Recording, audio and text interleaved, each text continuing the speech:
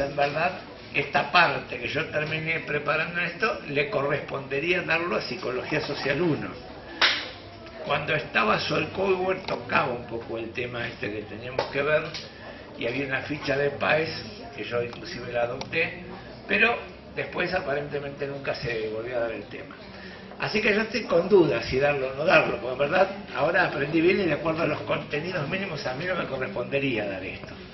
De cualquier manera a mí me gustaría sí contarles que me han escuchado muchas veces decir que yo una de las cosas que soy es poco religioso, y si bien me gusta mucho Pichon Rivière, no considero que sea que a Pichon Rivière se ofendería si uno viera la psicología social norteamericana. Correcto, me parece que puede ser un complemento importante. Por lo cual yo quiero decirles algunas cositas, pero no lo vamos a tomar por ejemplo en el final. Esto es como una cosa como para que mínimamente... La primera cosa es que sí, en la psicología social norteamericana se mantiene más el carácter de interdisciplina. O sea, ¿qué es una interdisciplina? Un campo que en determinado momento se generó entre dos disciplinas porque no se sabía bien qué le correspondía a cada una. De alguna manera, los psicólogos llegaban prácticamente hasta los grupos y los sociólogos no encontraban que la unidad más chiquitita de análisis que a veces llegaban era hasta los grupos también. Y entonces quedó un campo que, ¿y a quién pertenece? ¿A la sociología o a la psicología? Y terminó entonces hablándose más de una psicología social como un campo interdisciplinario entre estas dos disciplinas, ¿no? O sea, quiero con esto que no confundamos lo siguiente. El enfoque de Pichon Rivière trata de advertir a los enfoques individualistas que es imposible comprender una conducta si no es en un contexto social. Nunca tenemos una verdadera comprensión de una conducta si no lo podemos poner en un marco más amplio. Pero en todo caso, Pichon Rivière, más que hablarle a la psicología social, le habla a la psicología, ¿correcto?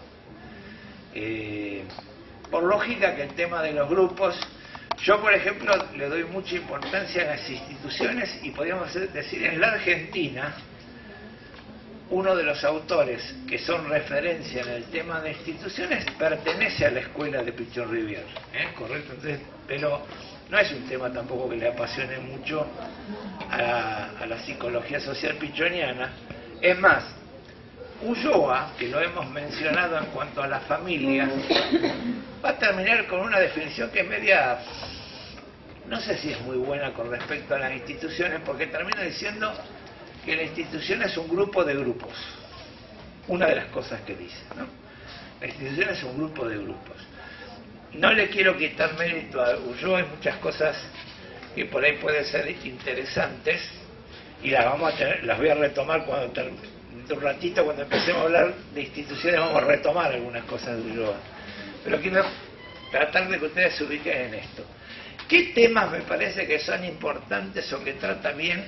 ¿Qué puede plantear la psicología social norteamericana? Una de las cosas que dice también, que una de las diferencias que hace con respecto a otras disciplinas es la cuestión de la metodología.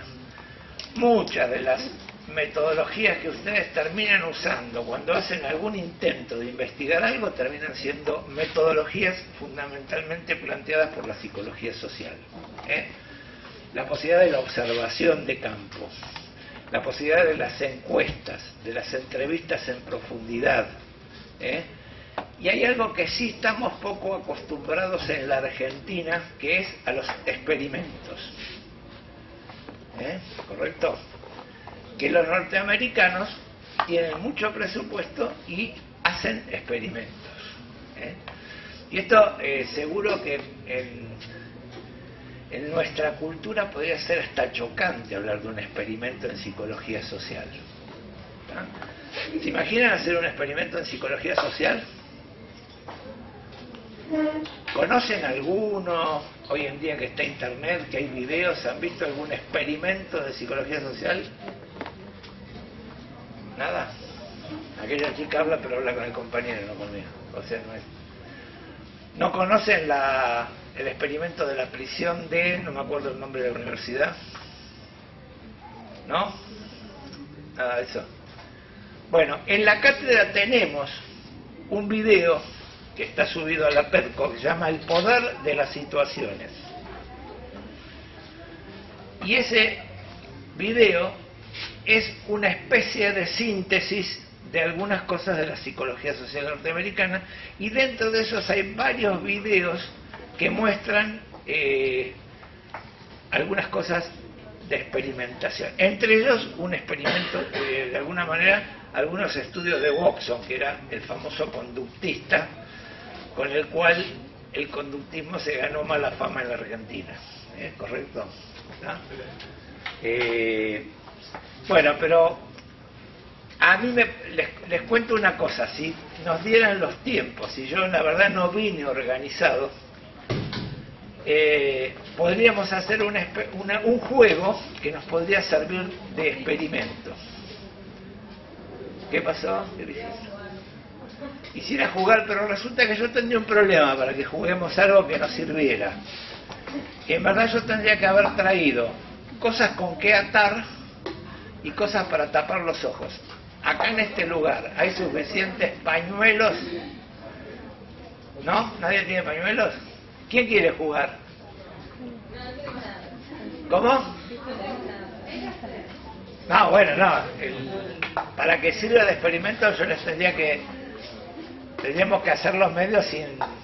Esta cuestión ansiosa de cómo va a ser la historia, no. Hay que bancarse en cierta incertidumbre, que digo. Qué ansioso que son acá, Todos quieren tenerlo bien clarito antes de hacerlo. Bueno, ¿te arrepentiste de jugar? Che, vos estás distinta, muchacha. ¿Qué estás haciendo últimamente? Tenés hasta otro peinado.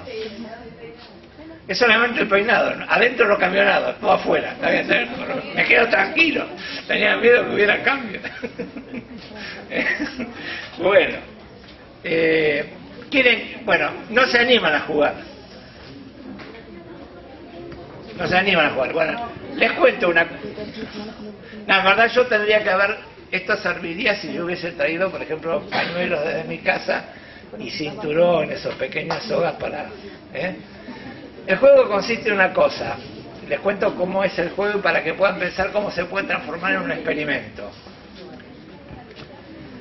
Resulta que yo organizo el juego y digo, bueno, separemos en 3 grupos. Se separan 3 grupos, entonces le planteo. Bueno, vamos a tener un grupo que es el de los mancos. Entonces a los mancos le atamos las manos. Tenemos otro grupo que es el de los ciegos, y a los ciegos le tapamos los ojos. Y después decimos, y el último grupo que es el de los normales. Entonces yo agarro y digo, bueno, le tengo que dar una consigna en el oído a cada uno. ¿No? Y entonces me junto con los ciegos, le doy una consigna al oído, me junto con los normales, le doy una consigna, y me junto con los mancos y le doy una consigna.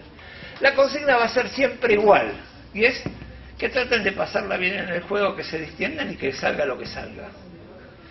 ¿Y qué les parece que podría pasar generalmente en este juego? ¿Qué podría pasar con este grupo?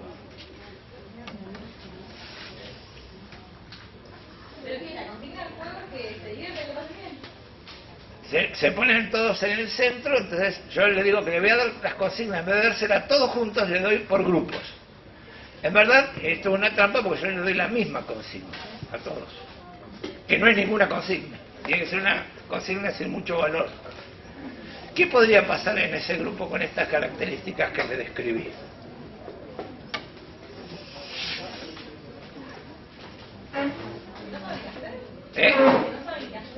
¿Te parece que no van a saber qué hacer? Se van a quedar todos mal, todos ahí quietos. Se van a trabajar en sus grupos también cuando todos tienen consigna. Eso sería lo que vos suponés que pasaría. ¿Alguna otra hipótesis científica de lo que pasaría con esto?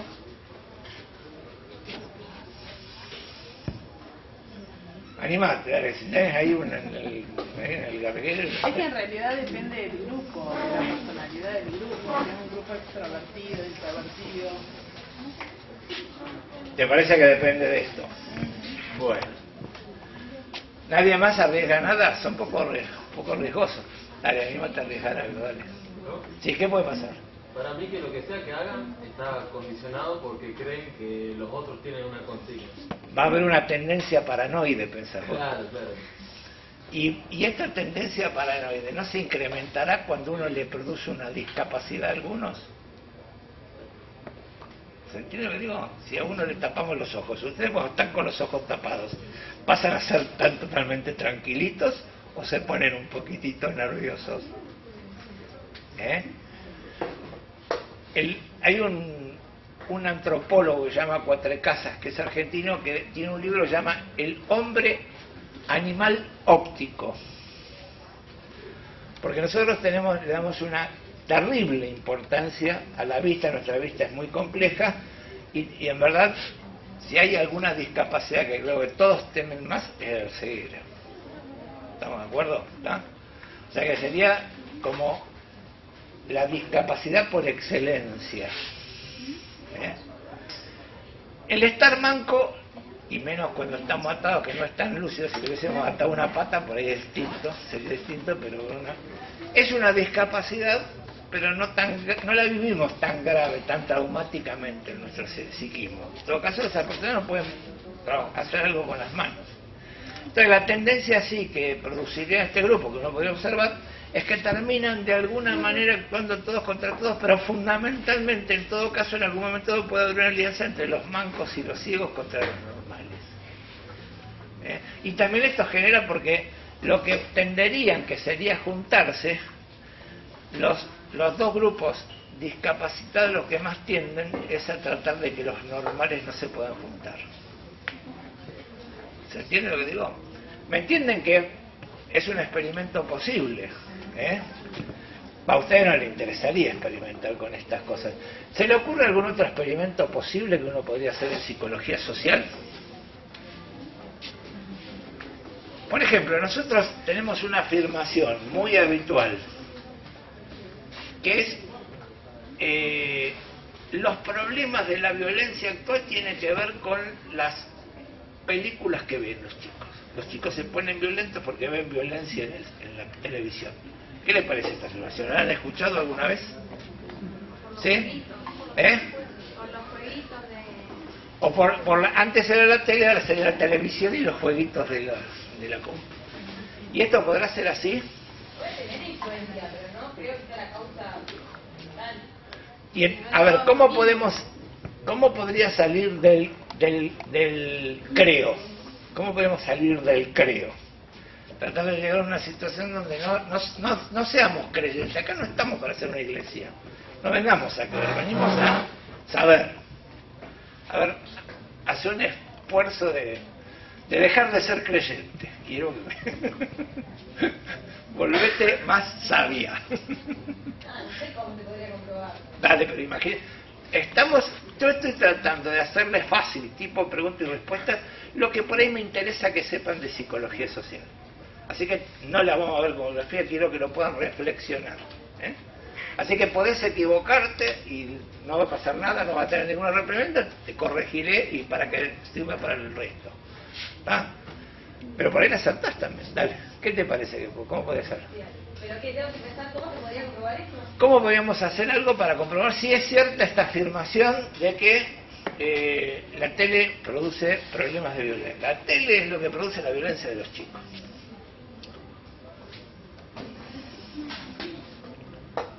Y hacer un experimento. Un experimento sería una de las formas. ¿Y cómo? A ver, ¿qué experimento se te ocurre hacer? Se me viene a la cabeza método cognitivo. ¿Qué sé yo? Tenés un grupo de niños y a uno los exponés a ver a ver, por ejemplo, una película de acción o violenta, y a otro le haces otra tarea que implique, no sé, hacer un rompecabezas o jugar entre ellos. Y después, bueno, haces un cuestionario o lo evaluás de acuerdo a cómo... Claro. bastante luz, viste que era posible, no era tan difícil de pensar. Uno podría usar algún método previo, que sería la posibilidad de hacer la encuesta directamente. Ve mucho televisión en tu casa, a la madre, qué es lo que le gusta ver, que te marque el contenido, después correlaciono con el comportamiento en el jardín y observo en el jardín. Este sería uno de los métodos que ustedes casi seguro, si han estado trabajando en investigación, es el que más se usa en general en otros lugares de la ciencia, que son la correlación. ¿Cuánto esta variable influye sobre esta variable? De acuerdo a lo que miran en la televisión, veamos cómo se comporta en el jardín. ¿Está? Pero ¿cuál es la dificultad que tendría esta forma de...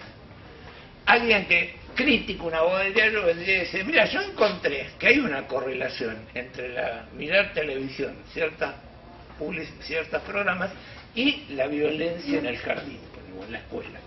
Que se puede ver también a otros factores. A ver, dale. Entonces, ¿qué es el contexto familiar? ¿Cómo se cría el niño? O sea, lo que hace el cotidiano también, no solamente esto. O sea, si vos haces algo correlacional, no es que algo implica al otro. No. Bueno, pero sí podés encontrar que la correlación es positiva. Sí, puede que sea. ¿Cuál sería la duda que te generaría? La duda que generaría cuál es el huevo y cuál es la gallina.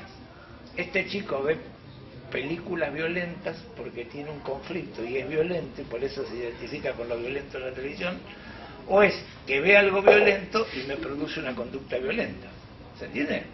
El problema de la correlación que nos sirve para poder darnos cuenta de dos fenómenos que están emparentados, pero no nos permiten saber cuál produce a cuál.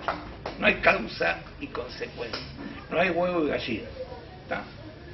Y entonces ahora sí, te dejo que inventemos, te digo que lo que vos contaste es bastante parecido a lo que yo he leído alguna vez, y es concretamente en un jardín, pasás en determinado momento una película, que generalmente en un jardín, esto se hizo en jardines para que haya menos otras influencias. Y entonces, y generalmente más que violencia va a haber dibujitos violentos, y generalmente hay un cambio de conducta. No es tan difícil el experimento, nadie lo vería mal como los experimentos de Boxer, y te pones a observar, no hace falta que hagan encuesta nada, después de eso cómo juegan los chicos. ¿Se entiende? Entonces hay un cambio de conductas hacia la violencia. Tienden a repetir la conducta. Acá la conferencia, lo que pasa es que hay una tendencia a la imitación. A ver, yo estoy tratando de que aprovechemos y tratemos muchos temas de psicología social, pero que de alguna manera no se les vuelva muy pesado. Ya que no lo vieron en psicología social, uno que lo tenía que haber visto. ¿Correcto? Pero ella dice eso, la tendencia a la imitación. ¿Quiénes hablan de imitación en la psicología?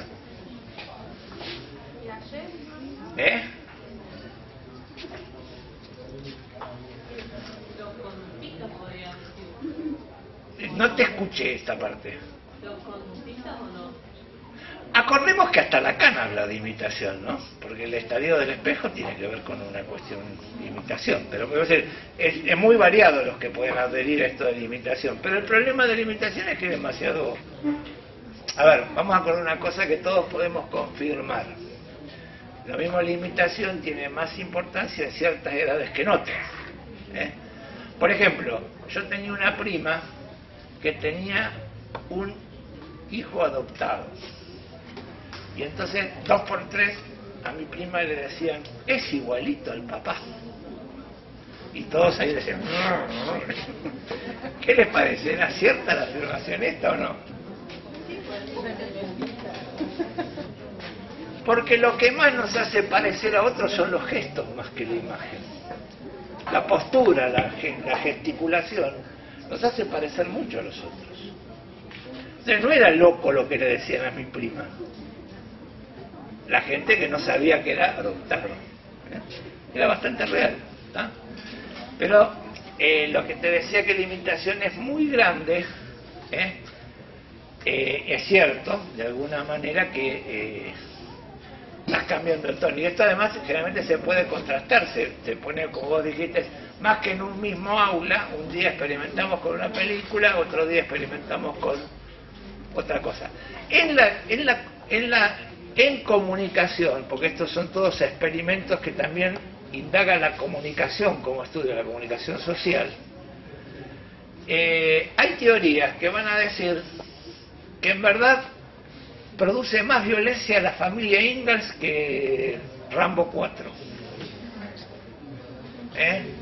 Porque, a ver, pará, no se rían porque tiene su asidero lo que dice esta gente, Pero si yo me entiendo, la familia es nuestra. No sé. A ver, hay una teoría que dice que uno en la televisión lo que hace es hacer catarsis. Lo que no haría, lo hago simbólicamente en lo que veo. Entonces, si yo me dedico a ver la familia Ingalls, es que en todo caso soy un violento terrible que después ando puteando y peleándome cada vez que alguien me mira feo, me cago a patadas. Que me baja la nota. Me baja la nota. Bueno, también podría ser, ¿está? Vos, ojo, porque te tengo cerca. Bueno, pero esta era una teoría que, por ejemplo, contrarrestaba en estos experimentos, decía... también llegábamos a este caso, quedaba muy claramente por correlación, decíamos, y lo que pasa es que la gente esta tiene problemas, así que no, sobre esto se puede haber tejido muchas posibilidades, así que, pero un experimento lo puede lograr. ¿Se acuerdan también otros experimentos que yo les conté cuando hablamos mínimamente de comunicación no verbal? Este también podría ser un experimento. Muchas de las cosas que contamos como experimentos de la psicología social están dentro del área de la comunicación. El primer y gran experimento, se acordarán, que es la comunicación subliminal. ¿Se acuerdan esto de que en el cine se proyectaba la figurita tomen Coca-Cola y a la salida el 95% de las personas fue a tomar una Coca-Cola y un 3% tomó una gaseosa parecida, no Coca-Cola? O sea, esto es un experimento en comunicación. Pero también les conté un experimento que se hizo con enfermeros, en el cual se le pasaba rápidamente en una proyección una pantalla que ellos la veían en blanco, no tenía nada, pero se le pasaban rápidamente filminas con las caras del teatro.